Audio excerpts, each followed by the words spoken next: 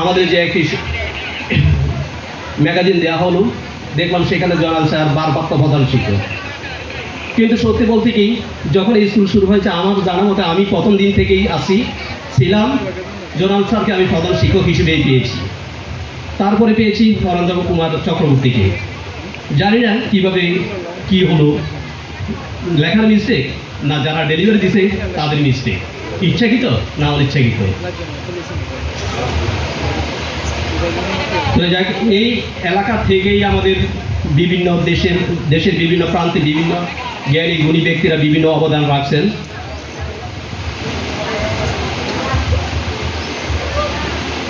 তো সেই সাথে আমাদের বিশ্ববিদ্যালয়ের ছাত্রদের কাছ থেকে আহ্বান থাকে, তারা যখন এই বাড়িতে আসে, যদি একটি ক্লাস নেই, আমরা শিক্ষক যারা আছি তারা যেন লজ্জাবোধ না করি। কারণ বিশ্বজোড়া পাঠশালা মৌর সবার আমি ছাত্র। আমি যেই মাদ্রাসায় আছি সেই মাদ্রাসায় আমাদের প্রতি বছর ৮-১০ জন আলহামদুলিল্লাহ বিশ্ববিদ্যালয়ে চান্স পায়, অজপাড়া গায়ে থেকে। সেখানে আমাদের বিশ্ববিদ্যালয়ে দেশে এবং বিদেশের বিশ্ববিদ্যালয়তেও অধ্যয়নরত ছাত্ররা আছে, তারা যখনই আসে তারা ক্লাস নেই। আমি নিজেও ছাত্রের মতো পিছনে বসে থাকি, তাদের ক্লাসগুলো দেখে আমিও অনুপ্রাণিত হই। যখনই ঝিমিয়ে পড়ি তখনই আবার নতুন করে প্রাণবন্ত হই।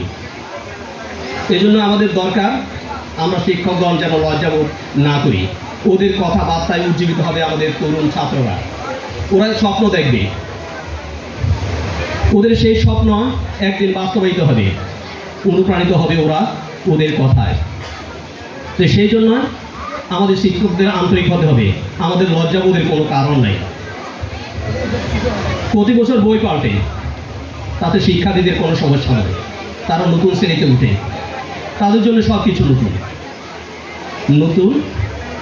কিন্তু কষ্ট হচ্ছে শিক্ষকদের জন্যই। যদি আমরা শিক্ষকরা প্রত্যেক দিনে 1 ঘন্টা করে সময় দিই, নিজ নিজ পাঠ্যিকা তৈরি করি, 1 বছর যদি কষ্ট করি, পরবর্তী বছরের জন্য আমাদের কোনো কষ্ট হয় না, এলাকায় তেমন একটা আসি না।